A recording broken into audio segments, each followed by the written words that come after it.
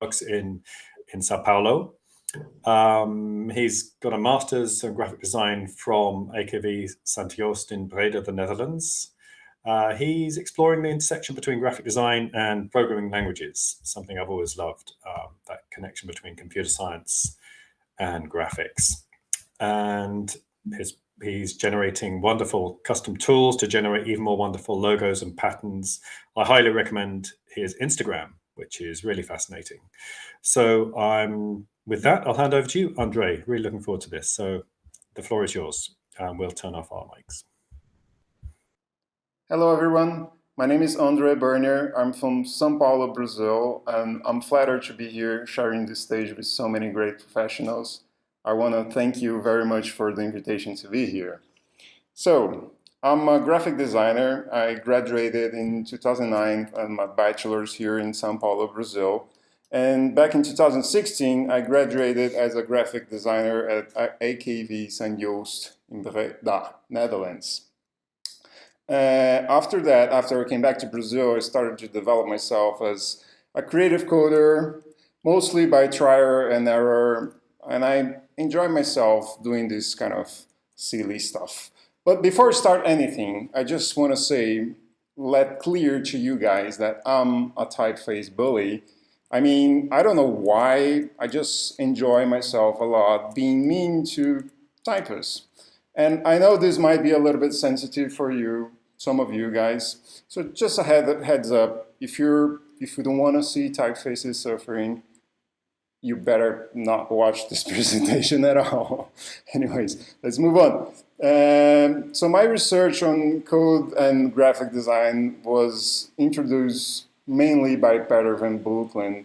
I was introduced to processing back in 2015, and I remember Peter telling us that we were going to learn processing, and I was like, oh no, I had such bad experiences prior to that with Flash and a little bit of HTML, and I did not enjoy at all those experiences.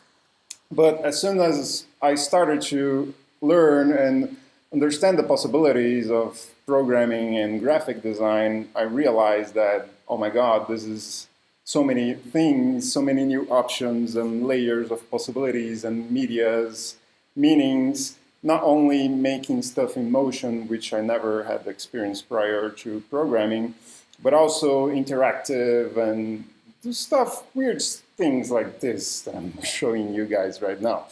And I think this is the most fun I have, is doing this kind of useless and fun tools, such as this I'm showing you, this presentation was made with processing, but also everything else that most of the things I'm going to show here today. And I want to start with a really nice set of sketches that I call type torturers. So I want to start this series with this very simple, this is one of the first of the series, which was basically, I was learning how to translate typefaces into a lot of points. And I was learning about displacement, how could I place these points into 3D environment in this case. And I really like this piece because it was shown during the demo festival that was in Amsterdam, and was really nice to see something I was doing so unpretentiously, in a big show like demo festival, right? So I was really excited about this. But this was the beginning of something, a development in the sense of playing with typefaces that was only possible because of this little start, right? So I want to show you other sketches that I did that were basically iterations of the same code, right? So after a few months of experimentation and iterations over the code, I started to develop myself towards the idea of user interactions with the typefaces. So in the previous sketches, I had converted typefaces into points, and now I was moving around the same points with the same similar code with the user moving in, right?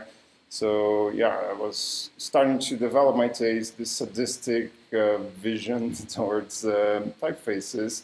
And yeah, that was really fun, actually.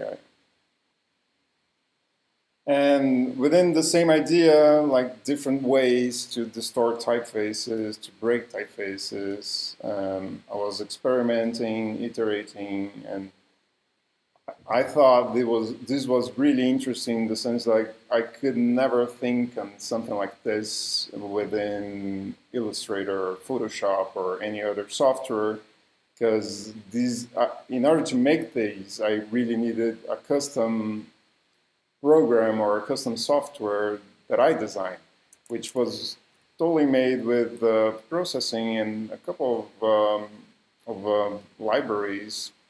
And yeah, quite some time later, I was researching about the physics libraries within processing and P5.js. And I thought, okay, I remember that sketch I had done converting typefaces into point. Well, I could do something with it and these physics libraries, right? So these experiments, they have no purpose at all. They're just like learning while playing, learning and sketching and doing for just for the sake of experimenting with no purpose at all. And yeah, it's fun, I guess. And within these frameworks, I mean, we can go wherever we want. And I started to look into these triangulation libraries. What could I do to make I wanted to make the letters walk around the screen, not only be attached to a single point. And things start to get complicated, and I'm not going to lie here. But, you know, this opens up so many new options, like being able to triangulate within a typeface, right? And I did quite a few sketches related to this technique, to this algorithm. And this was one of the first ones, which I enjoyed quite a lot. It's quite pleasing to fool around with it. Things like this one, which is similar to the last one, but not really. I mean, it's similar in the sense of the calculation of the triangulation and everything, but the way I connect the points and connect them, it's a little bit different, and the result is also quite different, in my opinion, which was nice. And this is the latest development from the sketch timeline, which converts the typefaces into points and then convert them into triangles, make the skeletons and attach them sort of like these strings. And I don't know, I'm just playing around, you know, like I'm not trying to do something specific. I'm just like fooling around, learning new things, having fun, and breaking some typefaces, right? And this kind of sketch is mainly, as I said, to learn stuff. Like for myself, I'm not doing this for a client or a job, but sometimes whatever I learn here, whatever I develop within these sketches can be translated into code to a client. And yeah, that's what I'm going to show you a little bit now. And how does those sketches translate to my daily use as a graphic designer, you might ask? And I want to share this project called Nosom, which is related to the sketches I just shared, in the sense they share the same algorithm to translate typefaces into points, and the same line of thought from those sketches apply into the logo itself. So I want to share a little bit more about the process of Nosom, which Nosom is the Sonology Research Center based in USP, which is the University of São Paulo. And Nosom studies basically the impact of music in terms of social, anthropological, philosophical, and artistic terms. They are experimental. They escape from ready-made models, investigative process, and feedback process. And these are notes I took from the briefing meeting we had. But Nosom, just to briefly explain it, they do really different music, unusual experimental music and presentation lives. Yeah, that's it. And I keep that in my mind in a sense. I was thinking while I was sketching, oh, okay, Nosom studies the impact of music on society. How can I translate this to the impact of music into my design, on their logo more specifically? So I was sketching, and I really liked the sketch on the right because it was a click moment that I had. And I liked this sketch very much. And I'm going to explain you why. Like most of designers, whenever we're sketching something, we're trying to represent the final result we're looking for, right? So if you're sketching a logo, you're going to draw it as close as you can to the final result you want with the tools you have, like a pencil or whatever. And on this sketch specifically, I was not trying to design the final result, but more trying to design the system that would generate the final result. I could never think in that moment what the final result would be because it was so complex to visualize it. So this is the Nosom logo, which reacts to the sound, and right now is reacting to the sound of my voice. So if I make a lot of noise or if I keep silent, it reacts differently depending on the sound of the environment on which it's being generated. And what is going on, just to explain briefly, like the program is analyzing the frequencies of the sound. If it's lower tones, lower frequencies, if we will arrange them in the top of the column, and if it's high-pitched sounds like it will go to the bottom. So, and depending on if it's a lower pitch or high pitch sound, the letters will distort differently because each point is trying to find on their neighbors if there's a lot of sound on it or not so much sound on it. And depending on if there's a lot or not that much, the points move towards the center or outwards as a reaction to the sound. So yeah. And to accompany this, we made also these random walkers with very random colors just to make some fun little textures to use on the visual identity. So in fact, there are infinite possibilities for the Nosom logo. It's a generative logo that uses the sound to design. So it's really hard to reproduce 2 times the same thing. I think it's impossible, virtually impossible, I guess. But I could generate hundreds, thousands of different logos using the sound. And this comes with the big question, like, how do I share this with my client? In the sense, like, usually whenever we design a logo, you just make all the versions over, like the normal version, the over black version, the color, the black and white, the 2 colors, or whatever versions you need, the vertical, the symbol, pack everything into JPEG, PNG, SVG, AI, whatever, and send everything to your client.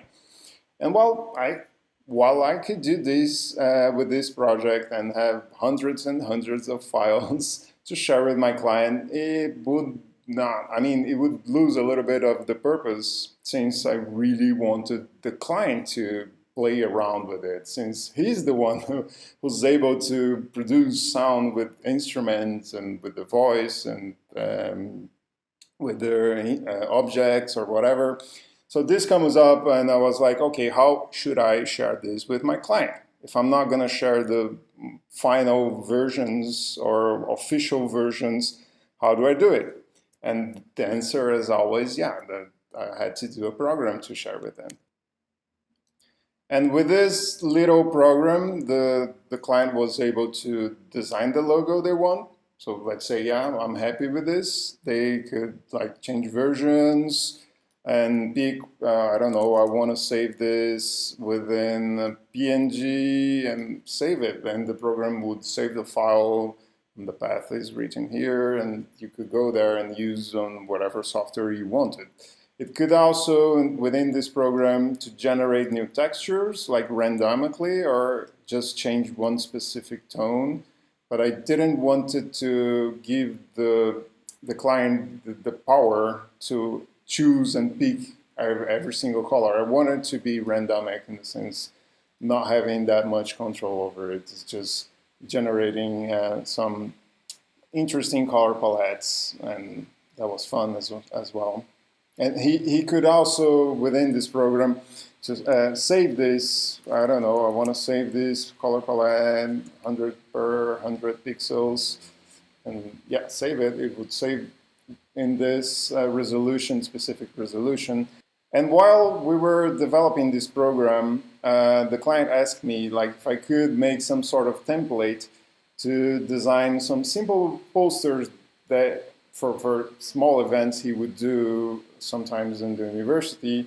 And I was thinking, okay, maybe I could do some Word template and he could change it in his computer. But I thought, okay, no, maybe I could make it within this same program.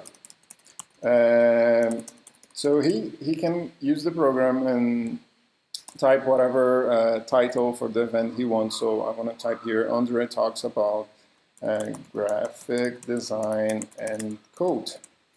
And he could type the date, the location, and the program would organize everything for him, like using the logo we just designed, using the colors that we just picked, and he applies the code by himself. And he has some intelligent ways to not let the code, for example, to overflow. Or if there's a really long word, for example, he would also make sure that everything is within this space. And it could also save the PDF and is ready to print, which was a really cool feat, in my opinion.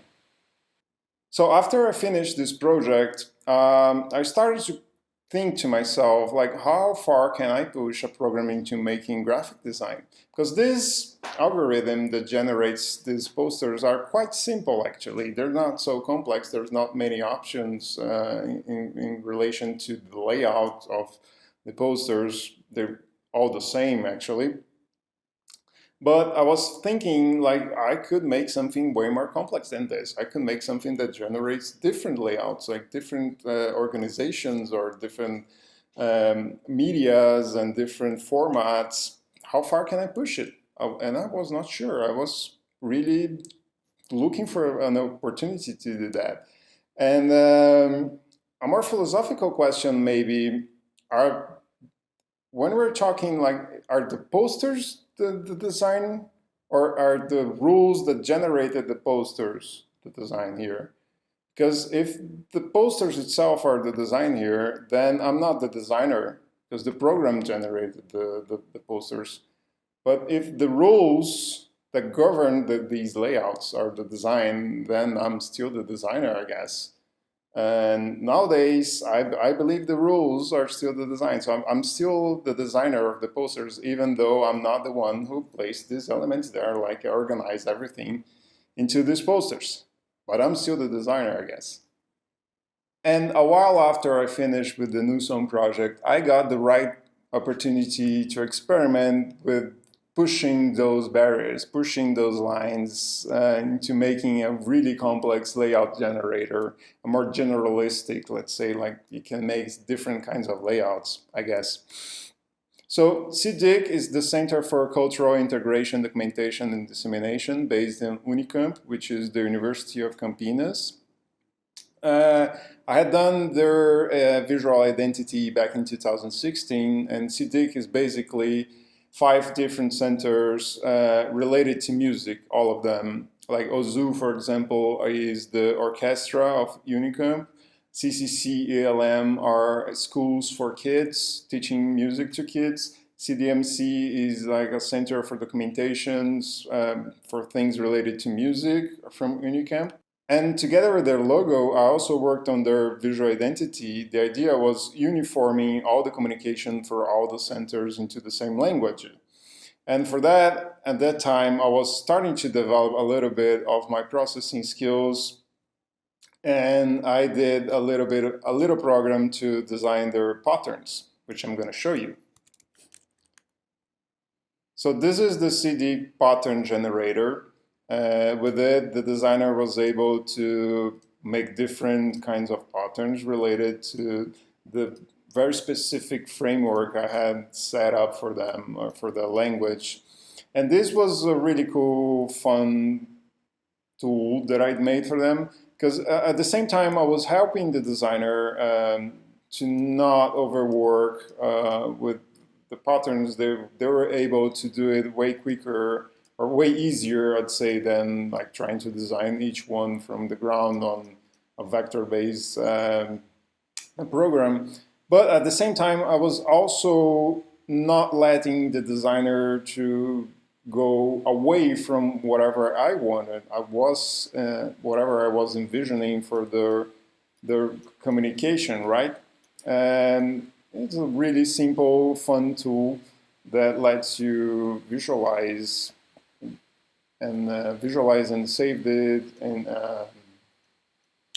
vector file, so it could be worked further on the application they would rather work on.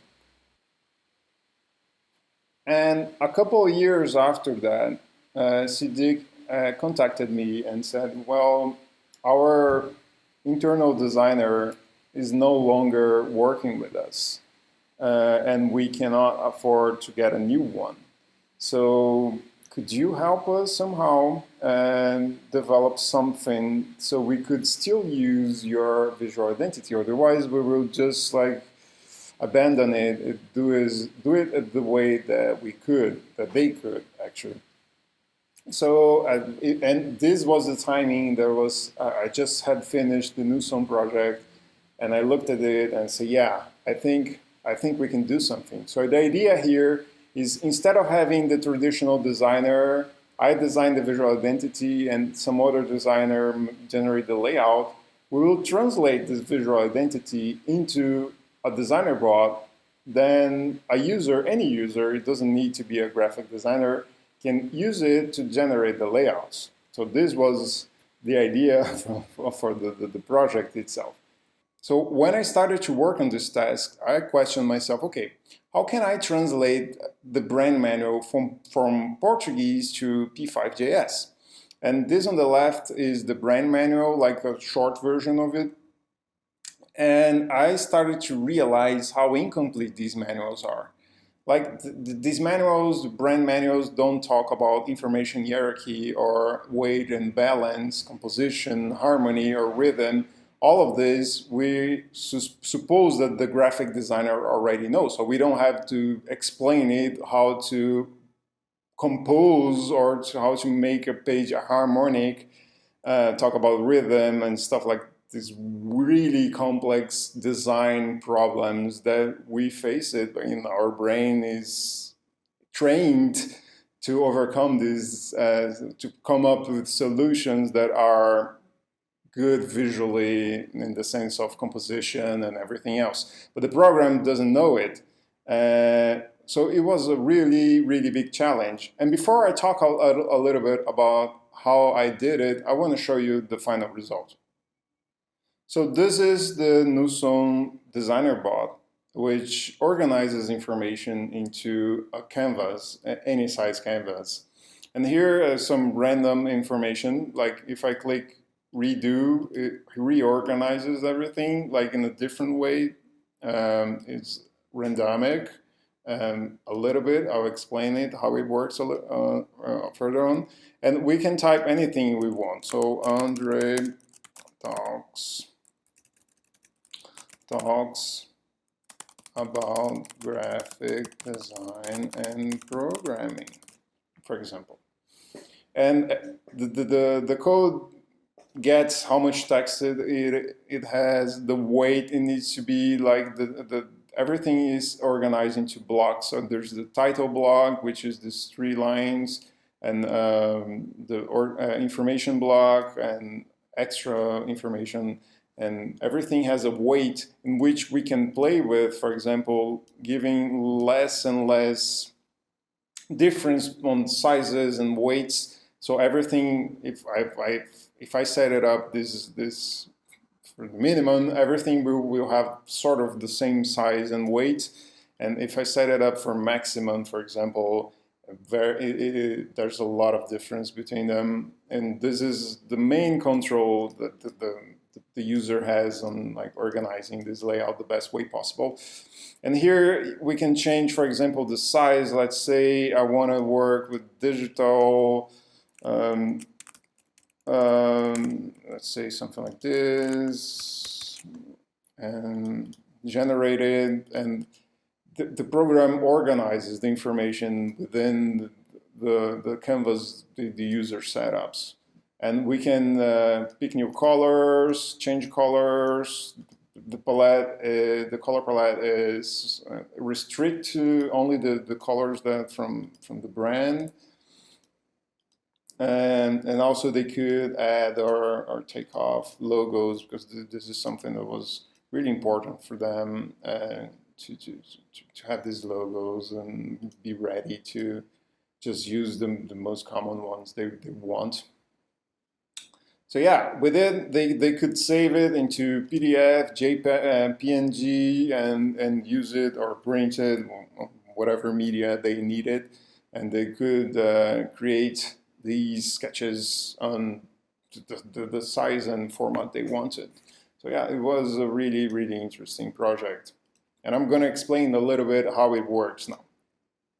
So the first thing that the program does is to organize everything, organize the grid for everything. And this is really important when we're programming something that is going to position stuff within the page.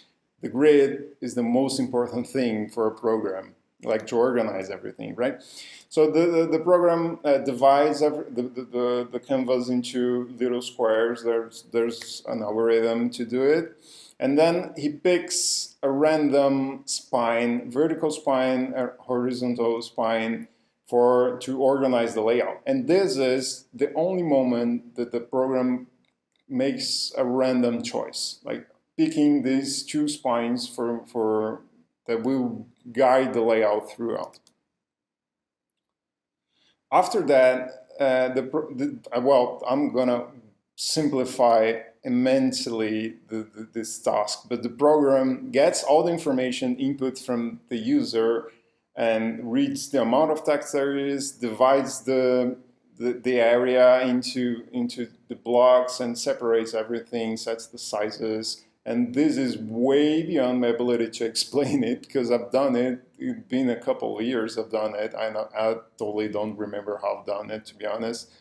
But basically, from within this separation, these two spines, it generates 4 areas. He picks the biggest one and just place the text over there. So he picks the biggest area, place the text, divide this area into sub areas for each text and place them there. And after that, the program measures both the horizontal and vertical areas that don't have text on it, and picks the biggest one and places the texture there.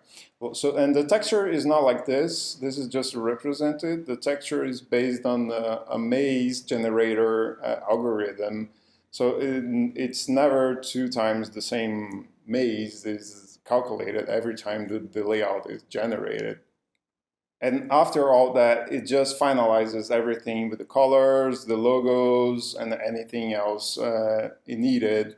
And I believe they used this project, this tool, for quite a while, but eventually, like, the tool was really limited to doing like one kind of layout. Everything looked a little bit the same, although the colors might change, the organization might change a little bit, but it was still a very limited and experimental tool as well. So eventually they got over it, and now they're doing something else, I guess. So yeah. So I just want to end up this presentation with just one more series of sketches I've done. That the previous sketches that we saw, I was being mean to letters, and here I'm disconstructing a little bit the idea of text. So text as a bunch of letters, how can I play with it? And everything started with this silly idea that, like, can I make a text box which I don't need to input the size, the computer calculates the best font size to fit the text within this area. And also, why not? I can make them, the letters, tilt more and more as the text proceeds. Yeah, it's, I don't know. I have fun with these ideas. I think it's a little bit weird, but it's quite fun to do it. Yeah. So this is the first sketch that led me to the development of the next I'm sharing with you. And all the sketches kind of interact between each other in the sense that the ideas that I develop on one sometimes goes to other series. So I was also playing around with user interaction and how can I just, I don't know, do the stuff that is not doable on any other software unless I'm the one designing it. And this is the idea here. Like, this is the main goal, is doing something that I would never be able to do unless I'm using some sort of programming language to execute it. And here's another exploration on user experience and how we can play with it. This is still not physics. This is just some tiny little physics library, not library, but system I designed just for the sketch. It's not complex. There's no contact or anything like this. But it gives the impression there's actual force and speed governing here, but it's not that much. It's super simple stuff going on. But the effect itself is really interesting. It is what I'm looking for, like this kind of silly interaction with text. Yeah. And moving on, more and more silly, useless ideas that compromise everything about readability and the use of the text itself. But I don't know, I'm just making these for fun. This is not for actual projects. So I don't have to be connected to those kind of questionings. Like, is this readable? Yeah, probably not, but I don't care here. Just having fun, breaking some rules, you know, for the police, right?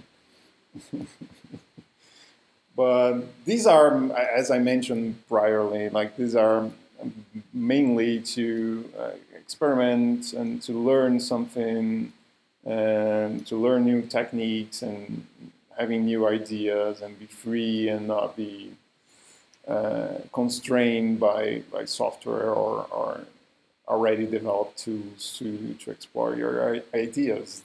So programming is a perfect tool to develop tools, right?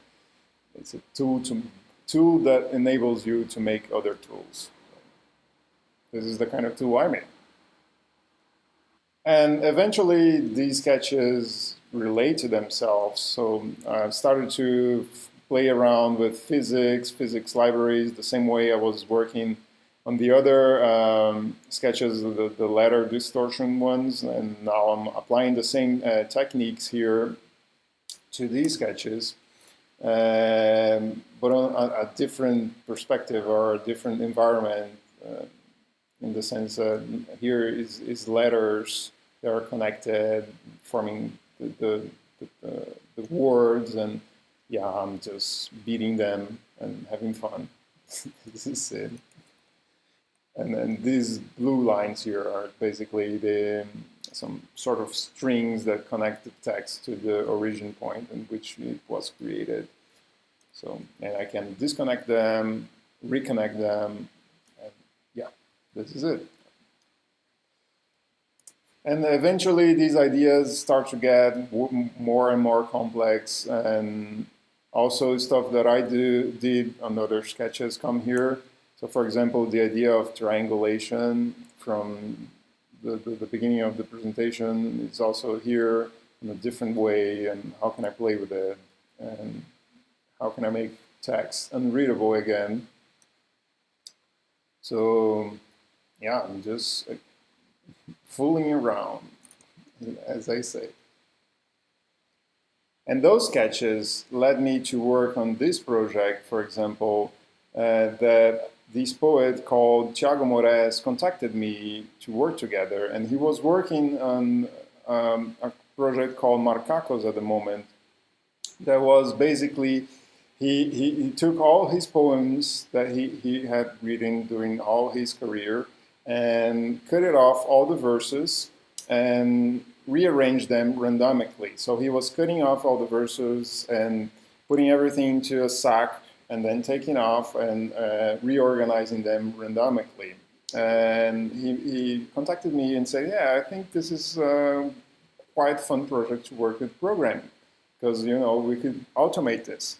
And by the end, we had, I think, 2,500 different verses that are randomically reorganized. Every time you click here, it picks one and pulls off for you to read. Unfortunately, it's in Portuguese, but if you're a Portuguese speaker, that might make sense for you. If not, just the fun to play with it. I don't know. You can check this live on my website if you want. So feel free to access it and play with it, and let me know what you think. I'm curious.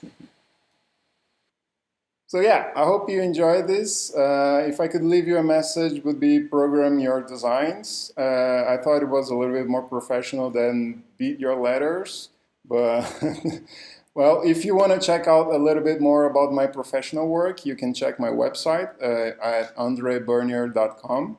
And I'm also constantly posting some visual experimentations on my Instagram at Burnier, so go check it out. I hope you enjoyed it.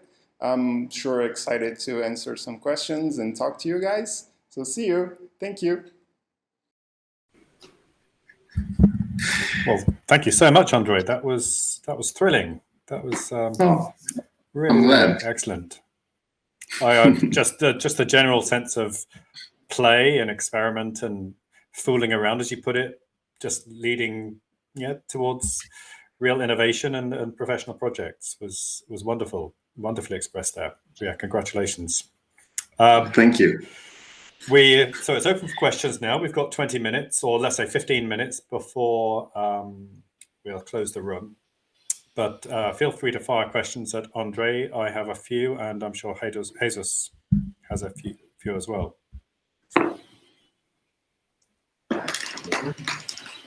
Jesus, anything? Yeah, well, I'm still amazed. I think that the most important concept that I see here is that you make randomness in control. So I think that that's also applies to most of what graphic designers do, or what design means to, because it feels almost organic. And that's what happens with the design products, that once you put it on the environment, it becomes like something on its own, like it catches life on its own, and you prepare your graphics to do that. I mean, as I said, random but in control. And I think that this might be a unique time where layout can be freed from boundaries, at least on graphics. And I think your work, it's like a pretty great example of that. I might even say that this is some sort of post-futurism. I think that Marinetti would be like really eager to use your programs. And well, I think it's really exciting. I mean, I was looking at the room chat, and I think that I'm not the only one excited in the room, because this is really, really amazing. No, Thank you. Lots of great comments in there. It's funny you mentioned randomness. There's a relation between my work and randomness. Like I like it because it's something that you cannot do in most of softwares that we usually work with. There's no like a random button on Adobe software, something like this. But at the same time, I don't like it. I like to have control over it, you know, like, so it's this balance between control and not having control that is really, really important when you're working with generative design in general.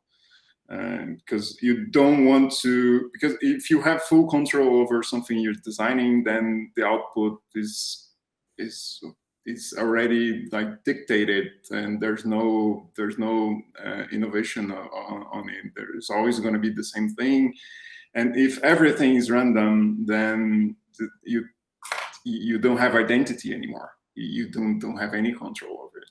So you have to like have this sort of balance between random and control. How much you're gonna let the program decide for you, and how much you're gonna let the user decide for you, and how much I'm deciding for both of them. Like how much I'm controlling the system to have the kind of output I'm looking for. Yeah. So it's a little bit different, I guess, than traditional way of designing. I was very interested to hear you mentioned you spent time with Peter van Blokland in the Netherlands, and that reminds me of the first kind of graphics combined with computer coding and randomness that I saw that this reminds me of, which was that done by Eric van Blokland and Jos van Rossum and as letterer, also, you know, strongly connected with Peter van Blokland, of course. I wonder if you could say something about the atmosphere over in the Netherlands in those environments, and maybe Peter van Blokland himself as an inspiration. Oh, Peter is probably my biggest inspiration, for sure, in the sense of designing systems and thinking design in this systematic way, focusing way more on the process and on how to reach a certain output and not focusing that much on the output itself. And I think this is a little bit of a Dutch way of thinking. I don't feel like I know a lot about Dutch design, but I appreciate a lot of it. And I spent 2 years studying at the master's with Peter, and it was such a great influence in my work. I cannot state how much it changed my way of designing, my way of facing these challenges. It was really great, really, really great. I really appreciate how much he taught us during those 2 years. Not only like the technical part of like introducing us to programming, but also like teaching us how to think design, how to elaborate something, and to question ourselves. I think the main difference between Brazil and Netherlands is questioning. Like they question everything, and here in Brazil, if you show someone your work, everybody's gonna say, yeah, that's beautiful and that's great and everything. While in the Netherlands, it's never beautiful, never good enough. You know, it took me a couple of months to realize that this is not bad. This is the way they do it. Mm-hmm. But I really enjoyed it. I wish I could spend way more time working with them. Unfortunately, I had to come back to Brazil. Yeah. Nice. What do you think is about type that makes it so satisfying to torture? Why not photos or icons or emojis? I think there's a frustration on me that I never became a type designer, because when I graduated, I wanted to become a type designer. My graduation project was a typeface specifically for visually impaired people. So it was a typeface focused on readability for people who has really low vision. I don't know how to say this in English properly, but and then, I don't know, I got off school and started working and got to work with other stuff. And working with type design in Brazil is really, really hard. There's not much opportunities here. So I have this, I'm just fooling. Like, this idea that I never became a type designer, so let's destroy someone else's work, because since I'm not able to do it. But eventually in my career, because I'm still young, I think I still have lots of time to work. I want to do a proper typeface and play with it.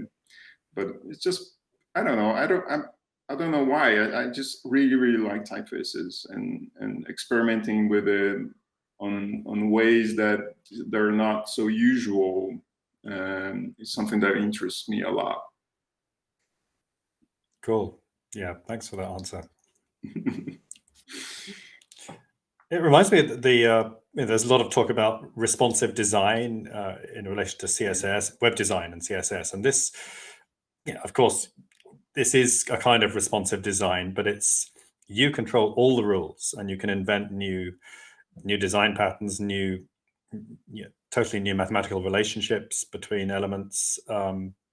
Yeah, I guess this must be inspirational for maybe others. I hope it is, that just because CSS has one model of what a responsive design could be, that's far from the limit. That's a pretty low bar, actually, in terms of exactly, because what can be when achieved. we're working with HTML and CSS, well, you have a lot of power to do like this layouts that are liquid and they change within the size of the screen. There's a lot of limitation as well. Like, you can't do everything. There's limitation on the framework we're working with. And when we're working with programming languages, there's almost none. There's a few, but eventually, if you're good enough programmer, you can overcome any kind of limitation. I mean, programming is such a powerful tool because it is a tool that design tools. It's like the mother tool on digital era. So you can design anything the way you want specifically, and this is really powerful. Like, most of the sketches I do, I would never think on them on traditional software, and I would never be able to think on these kind of ideas or explore or sketch them on traditional software. So this is really freedom for me, like, in the sense. Well, it's impressive that you effectively build an application for your clients. Each client has their own application just built for them. It's not like you build a plugin for InDesign or Illustrator or some JavaScript that could script. I guess some of this could be scripted nicely in JavaScript inside Illustrator, but then you wouldn't have the environment to have built that in the same way that you can with processing. It is not very, how to say it, like developing a specific tool for a specific project.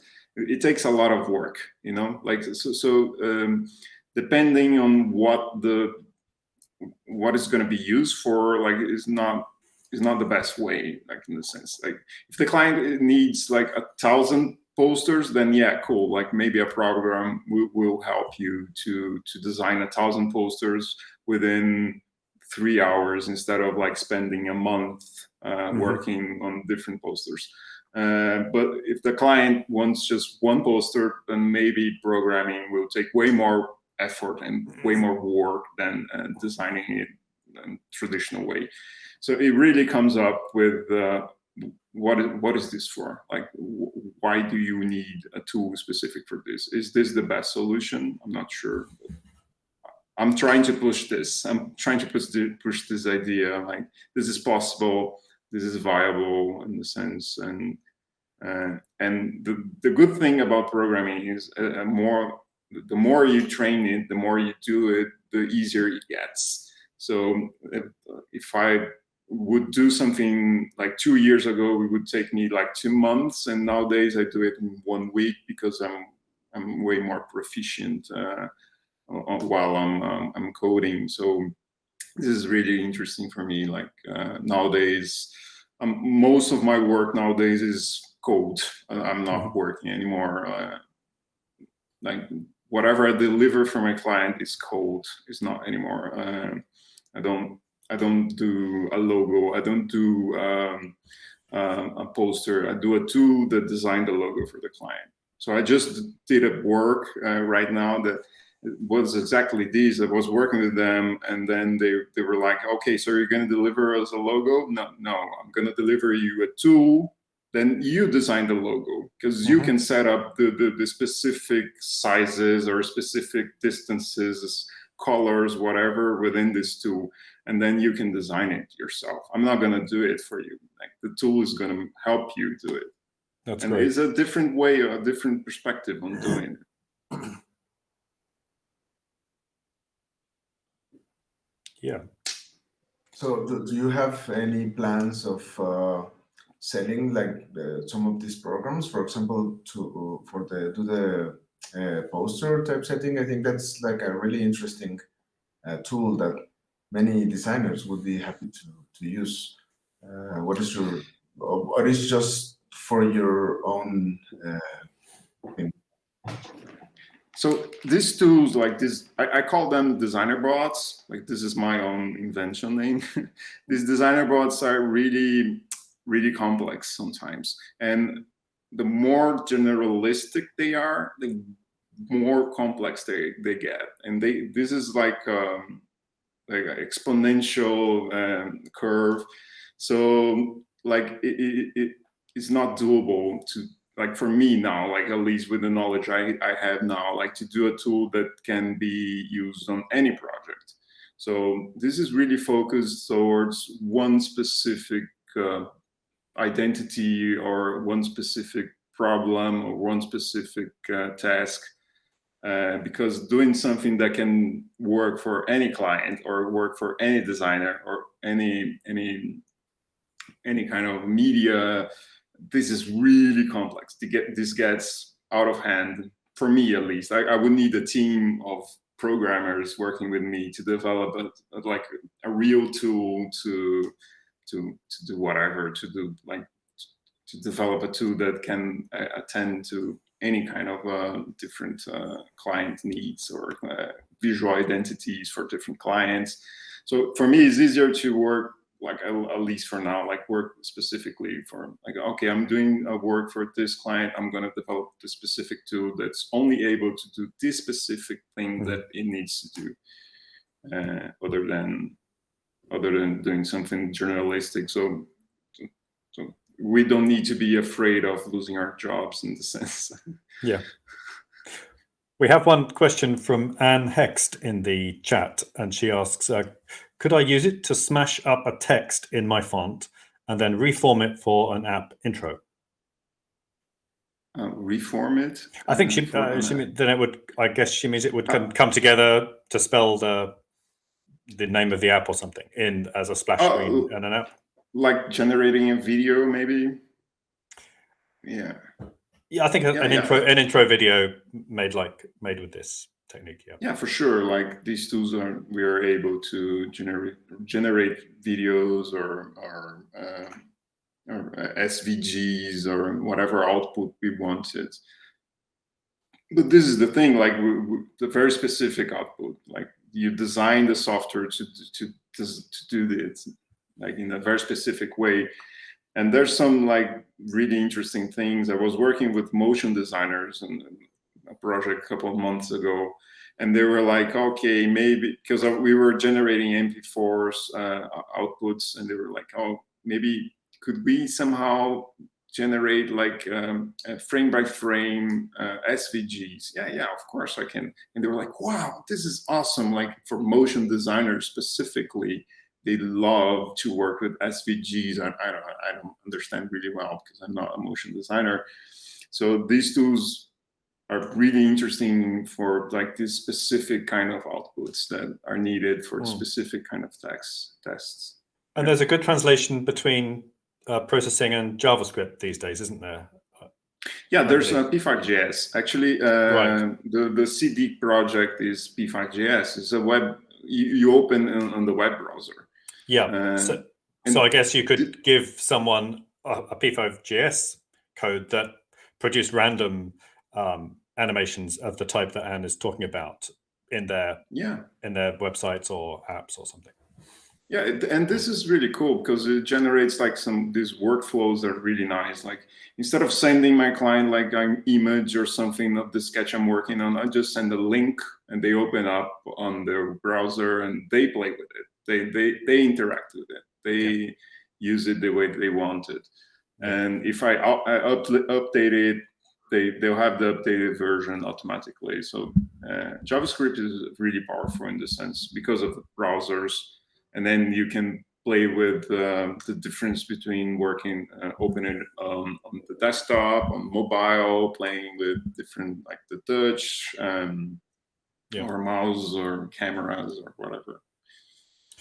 So how would you recommend somebody gets into this if they like what they see, they know a bit of coding, and they want to start playing themselves?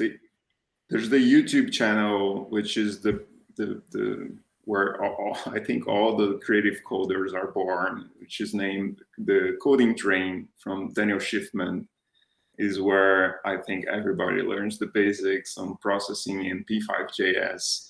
And he's really great. There's some videos, introduction videos for those who never saw anything about programming until like really complex stuff like AI and things like this. So the coding train is the way to go. Yeah, I've seen a couple of things there myself on various things. It's a great website.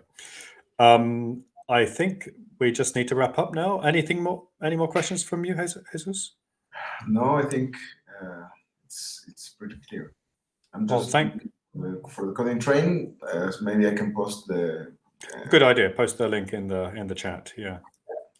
I'm just going to thank you, André. Maybe if you can post your own website link in the chat, that would be great. And yeah, well, so I hope you're been inspired to check out André's work and maybe try some of these techniques. So yeah, thank you very much, André. That was really inspirational. So thank you very much. Yeah, thank you so much for giving us your time. Okay, well, we're also going to go into the Hangout room now in case there's some more follow-ups. We invite you to join us there, André. Just how do I get there? If you go to the agenda page. Okay. I don't think it's on the screen you're looking at, but if you go to the main Visibo agenda page, then you'll see at the top the Hangout space there. Perfect. I'll be there. So I hope to see you there, and anyone who's been attending is welcome to join then. And maybe there'll be more discussion about this, maybe not, but we can just see what's going on there. Okay, thanks again, André. Thank you. Cheers. See you there. See you.